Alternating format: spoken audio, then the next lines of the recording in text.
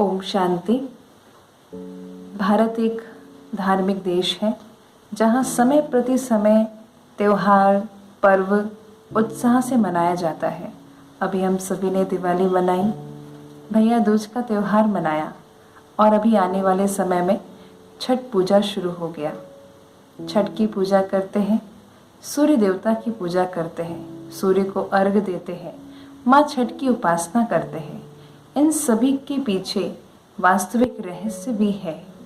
ऐसे तो पौराणिक बहुत सारी कथाएं प्रचलित है।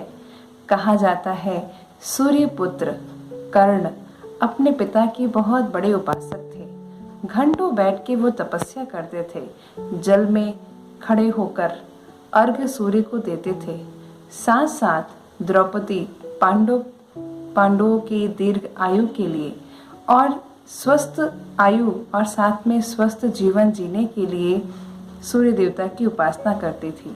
साथ साथ एक और कहानी बहुत प्रचलित है, राजा प्रियव्रता और साथ में उनकी पत्नी मालिनी जो निसंतान थे, पुत्र कामना के लिए बहुत दुखी रहते थे।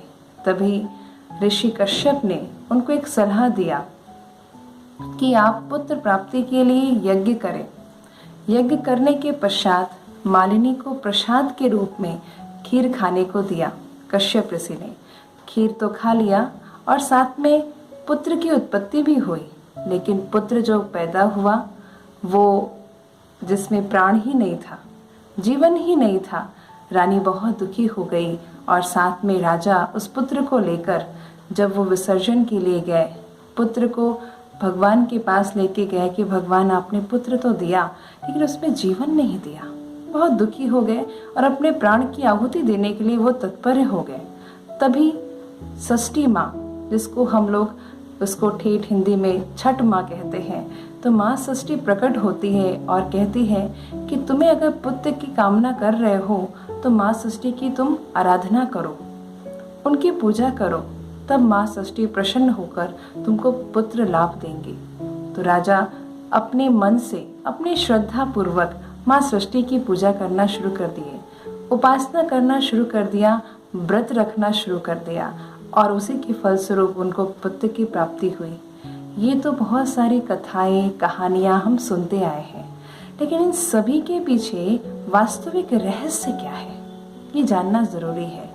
सूर्य, हम हमेशा उगते हुए सूर्य को जल चढ़ाते हैं, लेकिन कभी ऐसा सुना कि सूर्य अस्त को जल चढ़ा रहे हो, उसके लिए व्रत रख रहे हो, उपासना कर रहे हो? इस चीज के पीछे कुछ ना कुछ एक वास्तविक रहस्य छिपा है। तो आइए इस वास्तविक रहस्य को इस छठ पूजा के दिन उस वास्तविक रहस्य के साथ इस पूजा को अवश्य मनाएं। इस दिन आप देखते होंगे कि जब सूर्य अस्त होता है तो सूर्य अस्त होने के साथ साथ सभी महिलाएं व्रत भी रहती हैं, उपवास रखती है। उप अर्थात निकट, वास अर्थात रहना, परमात्मा के निकट वास करना। और वो भी कितने घंटों का उपवास रखती है? 36 घंटों का।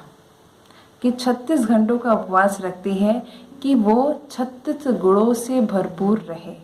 और उपवास जब रखती है, सूर्य को अर्घ देती है। सूर्य को अर्घ कब दिया जाता है? पानी में खड़े रहकर अर्घ देते हैं, जल हाथ में लेकर, संकल्पों का जल है ना। जब पानी हाथ में आता है तो संकल्प किया जाता है कि मैं संकल्प से बंधी हूँ, कि मेरे अंदर जो भी पुराने संस्कार हैं, पुराने अवगुण हैं, मैं उसको दान दे रही हूँ। इस संकल्प से आप सूर्य को अर्घ दीजिएगा। कहा जाता है कि छठ माँ की पूजा वही करता है जिनको संतान नहीं होता। स्वस्थ लाभ के लिए छठ माँ की पूजा करते हैं। समय प्रति समय वातावरण परिवर्तन हो रहा है और आप देख रहे हैं बीमारियां भी बढ़ रही है। इस कारण लोग और ही छठ माँ की पूजा करना शुरू करते हैं। साथ साथ दिवाली के छठे दिन छठ माँ की पूजा होती है और 7वें दिन प्रातः काल सूर्य उदय होने के साथ साथ सूर्य देवता को प्रणाम करते हुए अपने दिन की शुरुआत फिर करते हैं। छठ पूजा की बहुत सारी कथाएं कहानी प्रचलित है, लेकिन इसका वास्तविक रहस्य जानना ज़रूरी है। आप देखते होंगे सूप को लेते हैं, सूप में बहुत सारे फल रखते हैं, फ्रूट्स रखते हैं। सूप का काम क्या होता है? सूप को जब माताएं बहनें जब छटकती हैं, चावल बिनना होता है, तो वो जब सूप को छटकती है तो आप देखते हैं कि सूप का एक काम होता है कि वो जो कंकड़ होते हैं, पत्थर होते हैं, गंदगी होती है, उसको बाहर फेंक देता है और अच्छी अच्छी चीज़ें सूप में रह जाता है।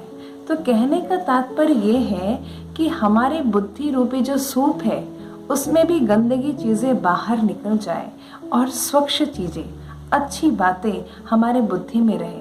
और आप देखते हैं सूप में फल हम रखते हैं, तभी हमें फल, ये है प्रतीक सात्विक भोजन का, कि जब हमारे बुद्धि में हमारे अन्य सात्विक होते हैं, स्वच्छ बुद्धि में सात्विक भोजन के साथ हमारा शरीर स्वस्थ रहता है और तभी देवता प्रसन्न होते हैं। तो ये छठ पूजा का आध्यात्मिक रहस्य ये भी है कि माँ छठ की पूजा करते हैं, लेकिन कई लोगों को ये संशय भी रहता कि छठ माँ की पूजा भी हो रही है और सूर्य देवता का क्या कनेक्शन है। कहा जाता है ऐसे कहानियों में कि सूर्य की 2 पत्नियां थीं, उषा और प्रत्युषा। उषा का अर्थ है प्रभात से, प्रत्युषा का तात्पर्य है संध्या काल से। तो जब दोनों पत्नियां खुश होती हैं, अर्थात जब हम सूर्य देवता को खुश करते हैं तो उनकी पत्नियां भी खुश होती हैं, छठ माँ खुश होती है। इसी प्रकार अगर स्पिरिचुअल चीज़ों में देखा जाए तो ब्रह्मा को भी माँ कहा गया है। ज्ञान सूर्य परमात्मा शिव, जब हम ज्ञान सूर्य परमात्मा शिव से संकल्पबद्ध रहते हैं तो हमारी मनोकामनाएं, हमारी इच्छाएं पूरा कौन करता है? ब्रह्मा, माँ हमारी इच्छाएं पूरी करती है। तो ब्रह्मा वो हमारी इच्छाओं को पूर्ण करते हैं। तो छठ पूजा का वास्तविक रहस्य यही है कि हम व्रत करें, उपासना करें, लेकिन अर्थ सहित छठ माँ की पूजा करें। जो जो आपको आध्यात्मिक रहस्य बताया गया है उसको मन में संकल्प करते हुए उसकी आराधना करें तो उसका वास्तविक लाभ आपको अवश्य मिलेगा।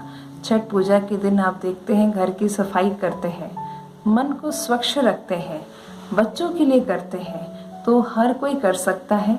क्योंकि जब हमारा मन शुद्ध रहता है, घर खाली साफ करने से नहीं होता, मन की शुद्धता, पवित्रता अति आवश्यक है, तभी परमात्मा का निवास होता है। कहा भी जाता है ना, स्वच्छ मन में भगवान का निवास होता है। तो हमारा घर तो स्वच्छ किया, क्या मन को स्वच्छ किया? तो मन को स्वच्छ रखना अति आवश्यक है।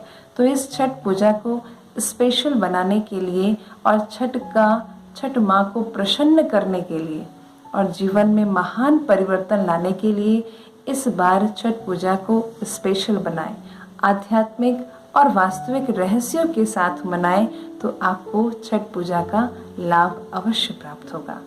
ओम शांति।